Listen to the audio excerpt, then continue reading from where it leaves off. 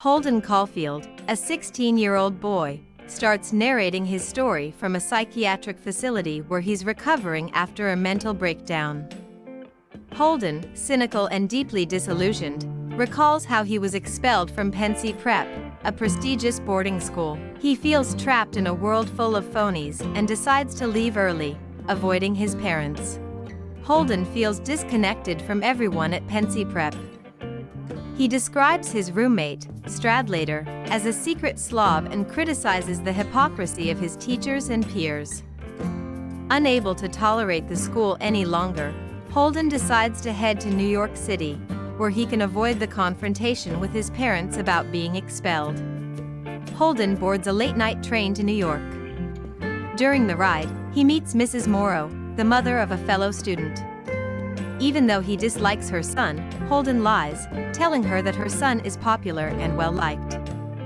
This interaction reveals Holden's habit of fabricating stories and his deep-seated loneliness.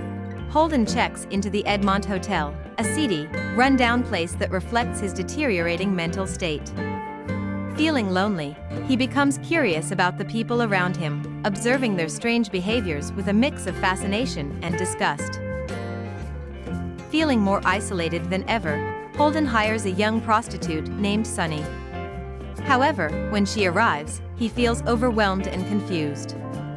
Instead of engaging with her, Holden tries to have a conversation, but the situation quickly becomes awkward and tense.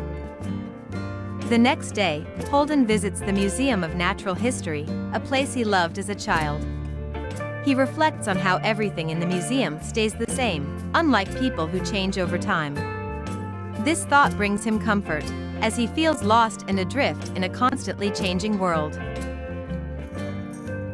One of the final scenes in the story occurs when Holden takes his younger sister, Phoebe, to a park. Phoebe rides a carousel, and Holden, for the first time, feels genuinely happy as he watches her. This moment represents a brief sense of hope and joy in Holden's otherwise turbulent life. Holden concludes his story from a psychiatric facility, reflecting on the events that led him there. He remains uncertain about the future, but there is a hint of hope as he contemplates returning home.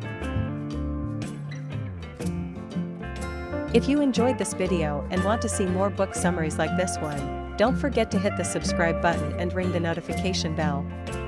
That way, you'll be the first to know when we upload new content. See you in the next story.